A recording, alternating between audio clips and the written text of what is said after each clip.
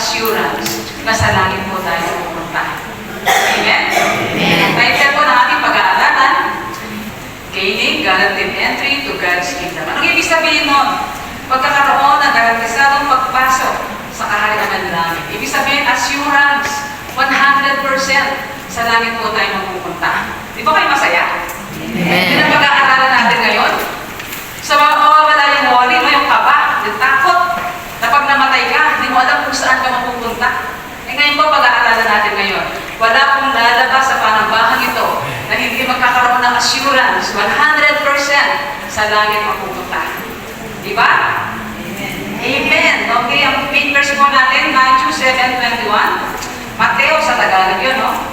Not everyone who says to me, Lord, Lord, will enter the kingdom of heaven, but only the one who does the will of my Father in heaven. Napakaganda po, no? Sabi ko sa Tagalog, Mateo 7:21, hindi lahat ng tumatawag sa akin, Panginoon, Panginoon, ipapasok sa kaharian ng langit, kundi ang mga tao lamang na sumusunod sa kalooban ng aking Ama na nasa langit.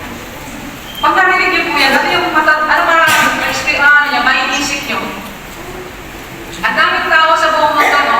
Pero ano sabi ng Lord? Hindi lahat ng tumatawag sa akin, Panginoon, Panginoon, ipapasok sa kaharian ng langit, kundi yun lamang sumusunod sa kalooban ng Ama na nasa langit. Praise God. Purihin po ang Panginoon. Muli po tayo mag-aaral ng banal na salita ng ating Panginoon.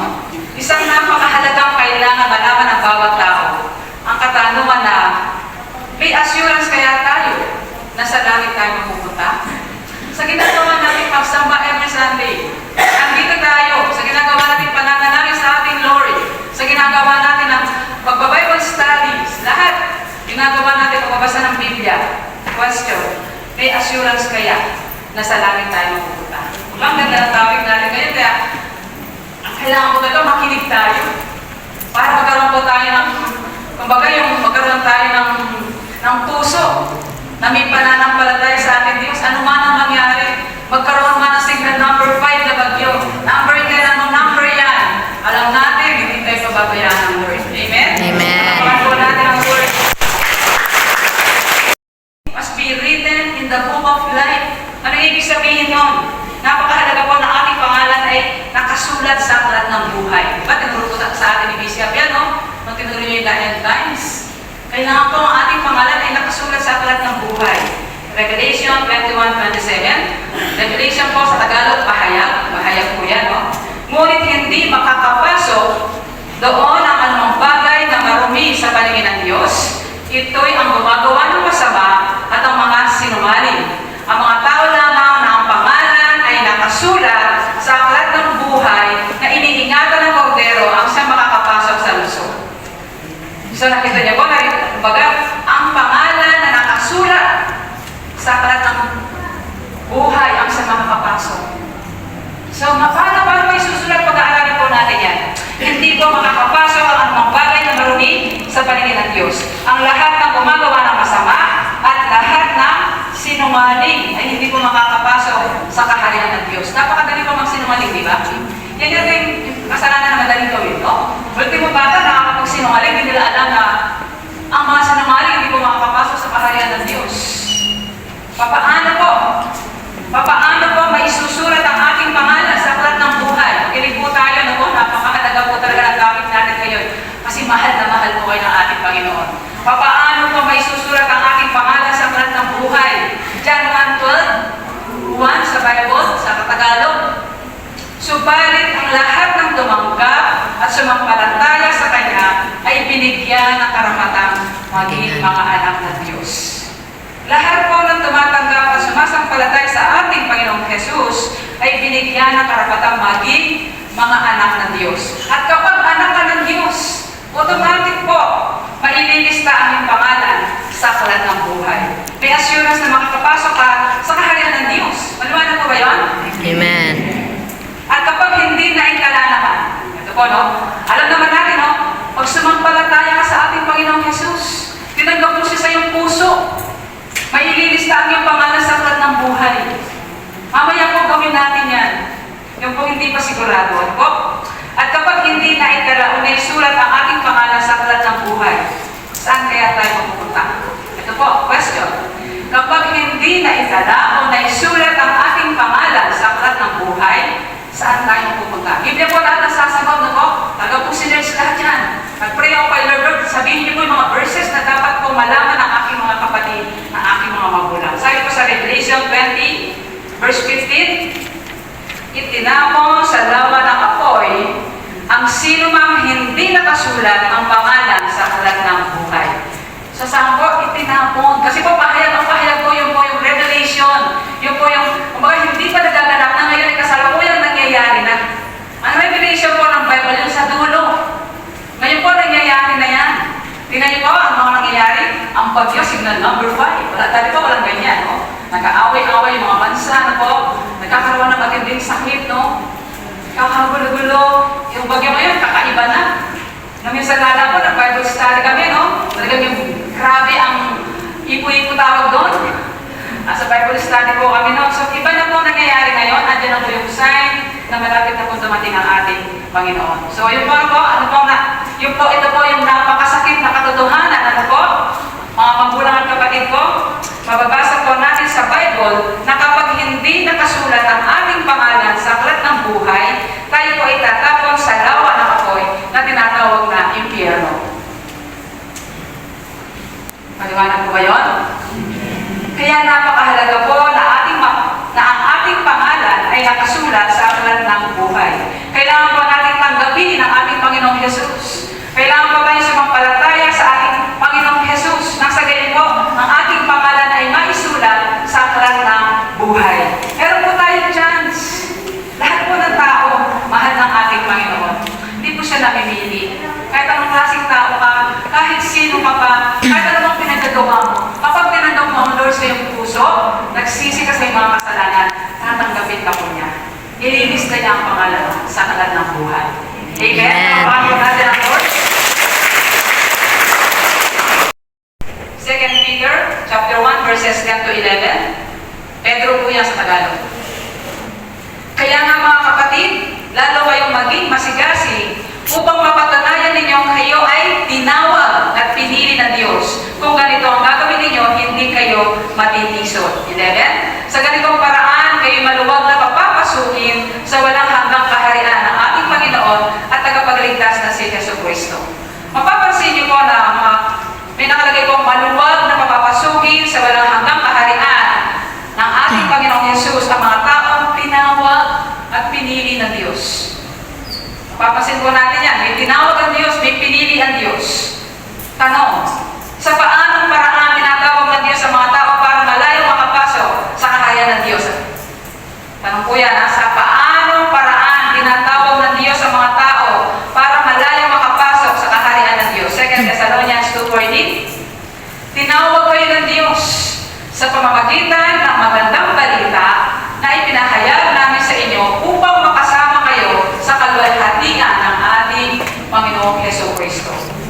Ginagamit pa rin ng Diyos na pagtawag sa mga tao ay ang magandang balita patungkol kay Kristo Jesus na ipinapahayag ng mga alagad ng Diyos. Kayo po, pag nagsishare tayo, kaya po pag nagsishare ang mga anak ng Diyos, tayo po yun, mga lingkod ng Lord, pag nagsishare po ng magandang balita patungkol sa ating Panginoong Jesus, yung mga kausap po natin o nakausap natin na totoong tumanggap kay Lord, sila po ay tatawagin ng ating Panginoon. Tatawagin po sila ng ating Lord at maililista po ang kanilang pangalan sa aklat ng buhay. Kaya napakaganda po ng pag-evangelize. Kapag po sila tumanggap sa Lord, tatawagin po sila. Sabi po ng Biblia. Sabi din po sa Romans 1:16, hindi ko kinahihiya ang magandang balita sapagkat ito ang kapangyarihan ng Diyos para sa kaligtasan ng bawat sumasampalataya, unay sa mga Hudyo at gayon din sa mga Grego. Ang sabi po ni Apostol Pablo, hindi niya kinahihiya ang paghahayag ng magandang balita patungkol sa ating Panginoong Jesus para po sa kaligtasan ng bawat makakarinig. Hindi siya nahihiya. Si Apostol Pablo, tayo po ba nahihiya pa rin tayo? Pastora, hindi kasi ako nag-aaral eh. Hindi ako marunong magsalita. Nabubulol ako. Nahihiya ako. Mag-nervous ko. Alam niyo po mga magulang at kapatid, kami rin po naranasan din namin mag-nervyos. Pupunta ka sa bahay na hindi mo alam kung tatanggapin ka. Kakatok kami para sabihin na magandang balita ng kaligtasan. Kumbaga, ginawa namin para kay Lord. Mahal niyo ba yung pamilya niyo? Mahal niyo ba yung mga kamag-anak niyo? Mga kapitbahay niyo? Na hindi niyo ba nasabihan na magandang balita ng kaligtasan? Kapag ginawa niyo po yan, yung mga sinabihan niyo, yung mga pamilya niyo, yung mga mahal niyo sa buhay, yung mga kaibigan, kakilala niyo, sila po ay tatawagin ng ating Panginoon. Ililista din po ang kanilang pangalan sa aklat ng buhay. Amen? Amen. So mag-share. We must have faith in the Lord, no? Kailangan po natin manampalataya sa Diyos. Dahil hindi po tayo makakapasok sa langit kung hindi po tayo nagtitiwala at nananampalataya sa ating Amang Diyos. John 14, verses 1 to 3. Sabi po ganon, huwag kayong mabalisa. Sumampalataya kayo sa Diyos. Sumampalataya din kayo sa akin. Si Jesus po ang nagsasalita ito, ating Panginoong Jesus. Sa bahay ng aking Ama ay maraming silid.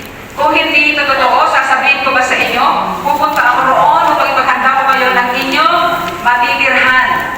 Number 3, at kapag naipaghanda ko na kayo ng matitirhan, ako'y babalik at isasama ko kayo upang kayo makapili ko kung saan ako naroon.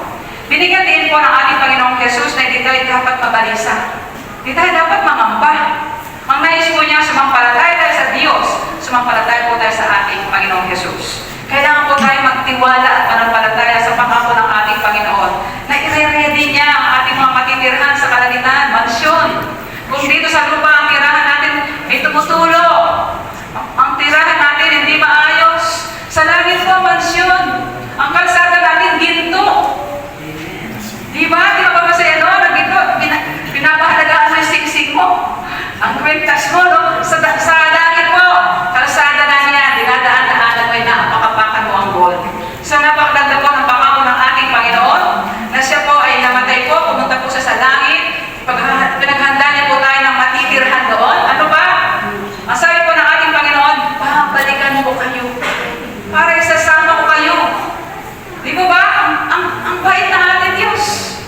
Babalikan niya tayo po yung rapture. Sa alabaan po siya, bubuhay ng mga patay, tapos po tayo, isasama po tayo sa rapture. Kaya sinasabi nilang tribulation, yung pinakamahirap na 7 years, hindi na po natin mararanasan yun. Bakit? Ira-rapture na tayo ng Diyos.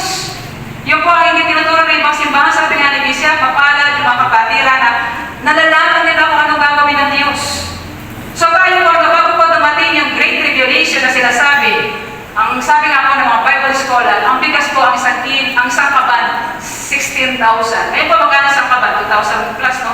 Magiging 16,000. Paano ka makakabili? Kapag naiwan ka po sa rapture, talagang mahihirapan ka. Kapag hindi ka nagpatatakan ng 666, hindi ka na po makakalabas, hindi ka na makakabili, hindi ka na makakapagtrabaho. At kapag nagpatatak ka naman ng 666, kay Diablo ka na po. Wala ka ng pag-asa. Hindi naman pwedeng burahin yung tatak mo. Kaya napakahalaga, kumbaga, mas papalad po tayong lahat.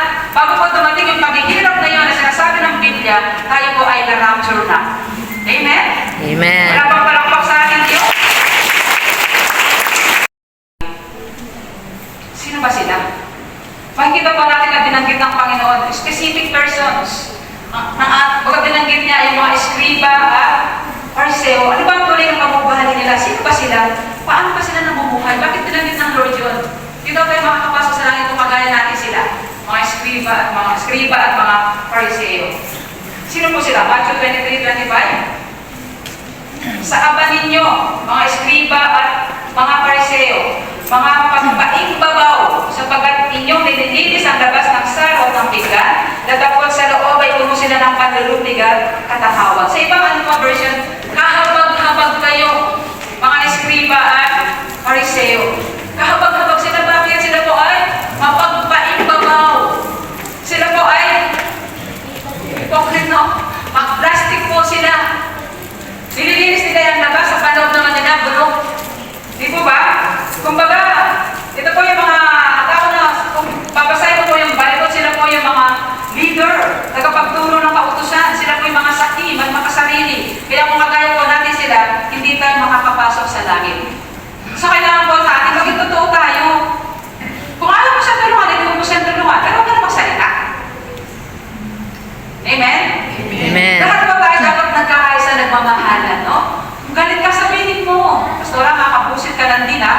Nasaktan ako sa tinusok mo ako sa salita.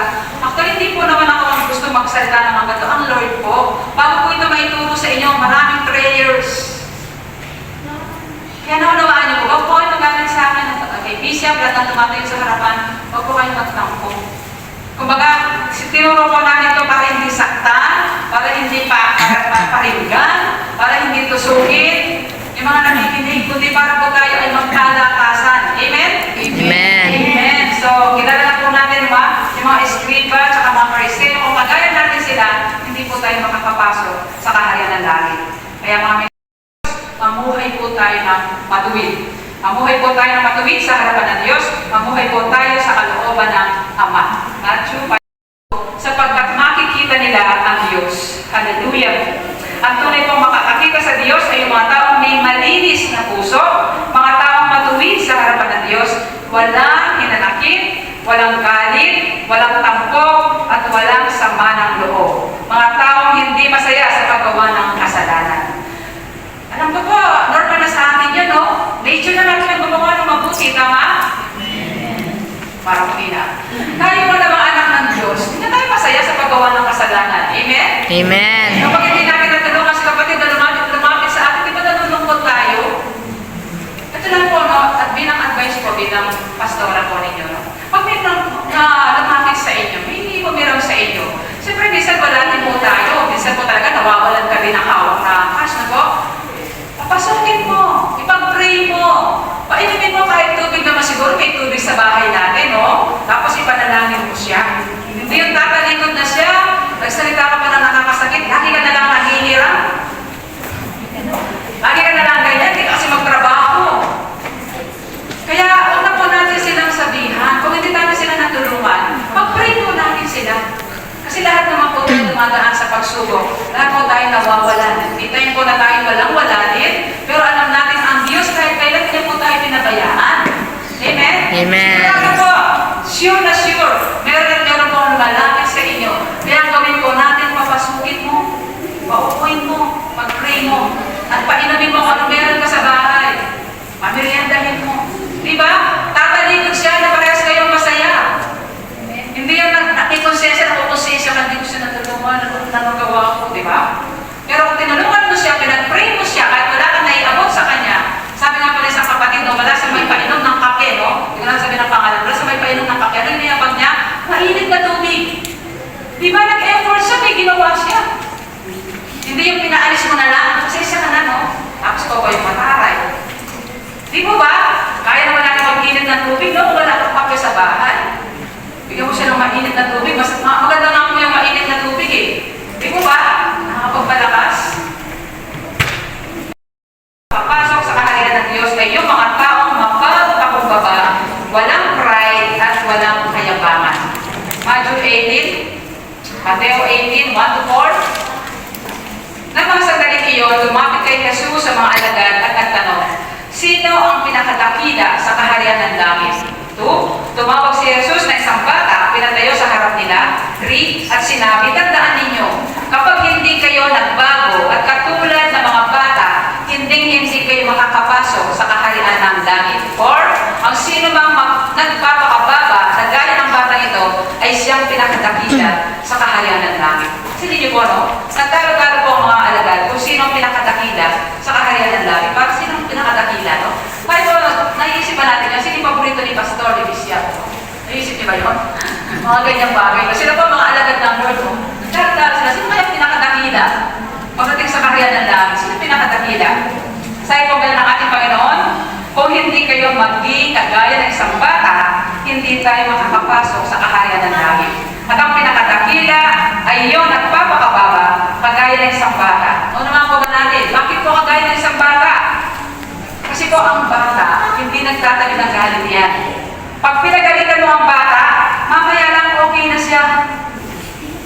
Di ba ba? Kagaya ng mga, kunyari, mga maghibag dito, mga kasama sa bahay, no? Nag-away, yung mga pamangkin, yung mga anak na nag-away sila. Pag sumali kayo, ayan na natatanda, yung alas, pag sumali kayo sa away nila, yung mga bata, bati-bati na sila, kayo galit pa din. Nandito pa rin yung sama ng loob. Kaya gayahin po natin mga bata, sabi ng Lord, wala na ang dating ang pagkatao. Sa halip, ito'y ay napalitan na ng bago. Ano ba yung sign? Pag ikaw totoong Kristiyano, ano sabi sa Bible?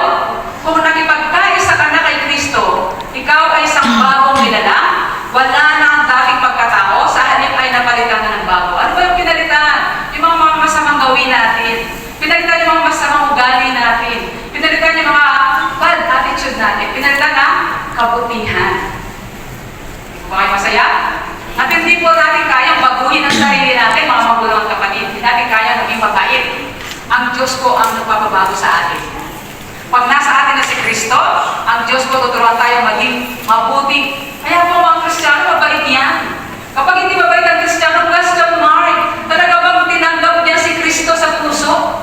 Bakit walang pagbabago? Ganun din naman eh. Parang hindi siya Kristiyano. Yan, born again yan, Kristiyano yan. Ba't ganyan? Yan, ganyan po, no? Bakit pinapansin nila yung mga Kristiyano, no? Ano nga sabihin natin? Ganyan siya. Pero tayo, no? Kristiyano yung pa mo. Ba't makanya niya ugali? Kaya po nagpapondem sa atin, di ba? Ay, ba, naranasan niya na ba yun? Pag nagkamali ka, Kristiyano yung pa mo. Pasimba-simba yung pataas-taas pa ng kamay. Pero ano ka, naninira siya ng kapwa. Alam niyo po, pag binago ka ng Lord, pag tinanggap mo si Kristo sa puso mo, sa araw at sa gusto mo, papaguhin ka ng Lord. Amen? Amen. Magugulat ka na lang, pero walang pagpipigil sa sarili. Ayaw mo na saktan ang banal na Espiritu. Pag binasa mo yan sa Bible na sa Efeso po yun, huwag niyong saktan ang damdamin ng banal na Espiritu ng Diyos na nasa inyo. Okay? Para bakit po nasa atin yun? 1 Corinthians 6:19. Pakilagay po, pakiplus. Hindi ba ninyo alam na ang inyong katawan ay templo ng banal na Espiritu na nasa inyo at ipinagkaloob ng Diyos sa inyo, hindi na ninyo pag-aari ang inyong katawan. So, paliwanag po mga magulang at kapatid, hindi na po natin pag-aari ang ating katawan. Kailangan po dahil hindi natin pag-aari ang ating katawan, ano man po yung vices, yung bisyo natin, isipin na lang natin, kapag nagbibisyo ka, huwag po yung magalit sa akin, sinasaktan nyo ang kalooban ng banal na Espiritu ng Diyos. Bakit? Kasi po, ang katawang ito ay templo ng banal na Espiritu. Ang katawang yan ay templo ng banal na Espiritu ng Diyos. Kaya kung ginagawa niyo po ng masama, ng masakit, na hindi maganda ang katawan na yan, nalulungkot po ang banal na Espiritu ng Diyos. Pastora, mga kabusit na ka, nagagalit na po ba kayo? Nainis na po kayo sa akin? Hindi. Okay, salamat kay Lord. So, bawal po yan. Huwag po natin kainin, mga magulang at kapatid. Huwag po natin kainin yung bawal. Para di po tayo magkasakit. Isipin niyo na lang, templo yan, ang banal na Espiritu ng Diyos. Amen. Ingatan po natin. Pag alam natin mapapahamak tayo, huwag na po natin ituloy. O, masarap ang sinigang na may nilagang baboy, no? Yung taba-taba sa uso sa patis, masarap yan, di ba? Ang tanong, paano ka pagkatapos? Sakit. Diba? Kataas ang cholesterol, high blood. So, isipin ka lang po natin. Ito na lang po yung bilang advice po sa inyong lahat. Dahil mahal ko po kayo at meron higit na nagmamahal ang ating Diyos. Kapag may ginagawa po tayo na nakakasakit sa ating katawan, isipin nyo na lang po, napapalungkot nyo ang banal na Espiritu ng Diyos. And that no matter what trials or hardships we may face in this world, we will be able to enter the kingdom of God. Tandaan po natin yan. Kahit ano pong paghihirap, ano pong problema, ano pong hardship, ano pong trials ang meron natin, alam po natin na pag dumating na ang Lord sa rapture, kasama po tayo. Meron po tayong assurance 100% sa langit po tayo mapupunta. Sabi po ba lang sa John 3:16? Kasama po sa ating conclusion, John 3:16, alam po ng lahat yan? Kayo na lamang